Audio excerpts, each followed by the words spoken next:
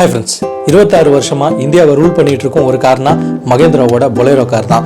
இந்த கார் இன்னைக்கு டாப் நாச்சா சேல்ல இருக்குங்க.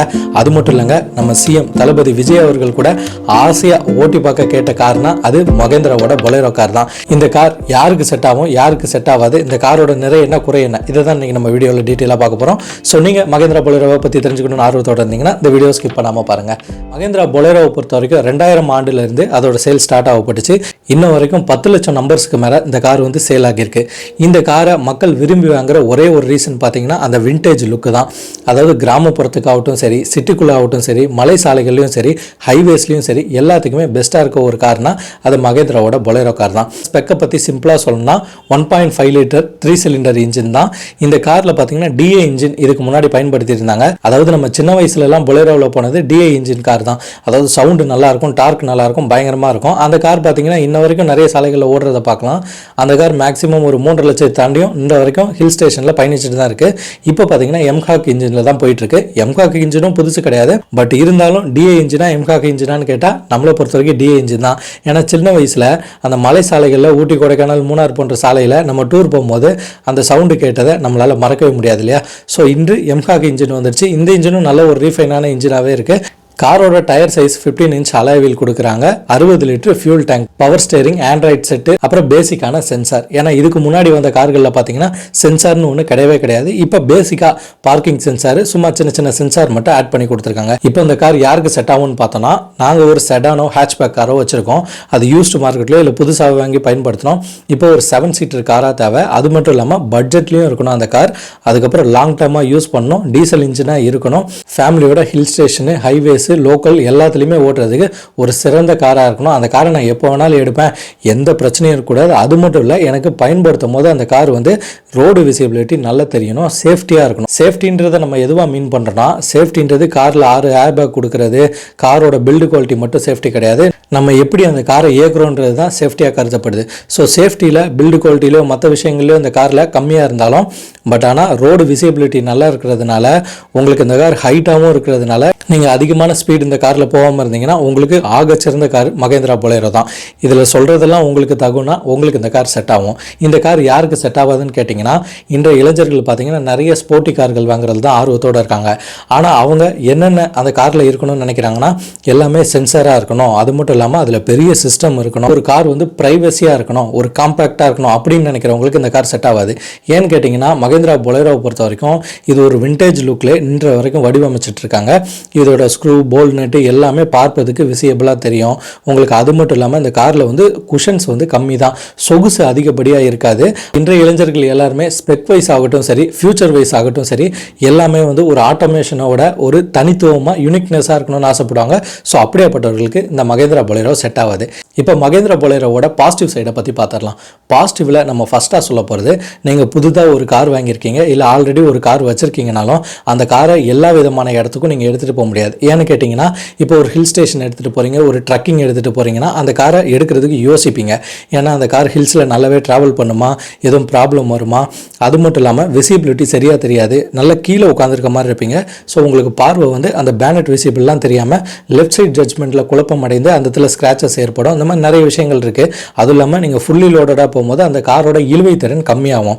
ஆனால் மகேந்திரா பொலேரோவை பொறுத்த வரைக்கும் உங்களுக்கு எந்த விதமான இழுவை திறனும் கம்மியாகாது. ஏன்னா இதில் டீசல் இன்ஜின் பயன்படுத்தியிருக்காங்க, நல்ல ஒரு டார்க் இருக்கும். பயன்படுத்தியிருக்கிறது தான் 3 சிலிண்டர் இன்ஜினே தவிர காரோட பவருக்கு பஞ்சமே இல்லைங்க.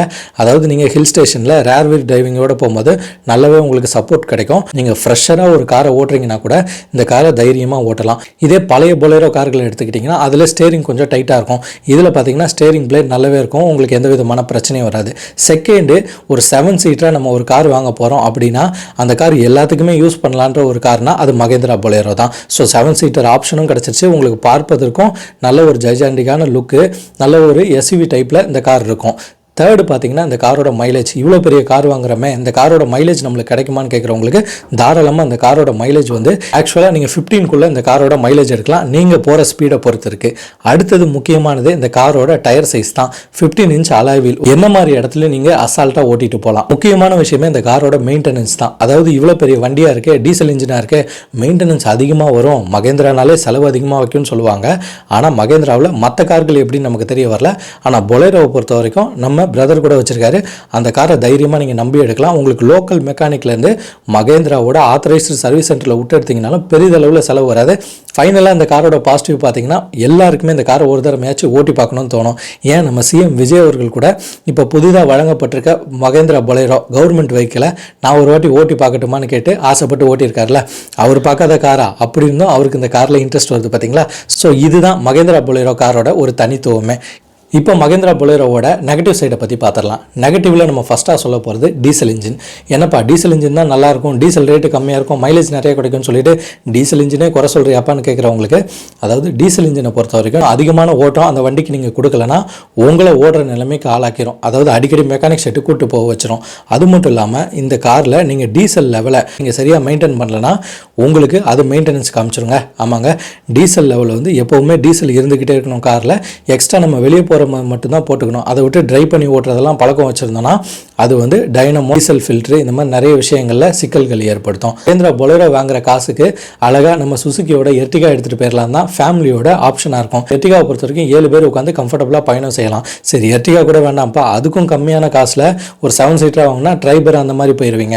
ஸோ இப்படியாப்பட்டவர்கள் பட்ஜெட்டும் அதிகமாக கொடுத்துட்டு அந்த லாஸ்ட் பின்னாடி உட்காந்துருக்க சீட்டு பக்கெட் சீட்டாக இருக்கும். அதில் ஒரு கிட்டு ஒரு பெரியவங்க தான் உட்கார வைக்க முடியும். அதுவும் நீண்ட தூர பயணத்துக்கு செட் ஆகாது.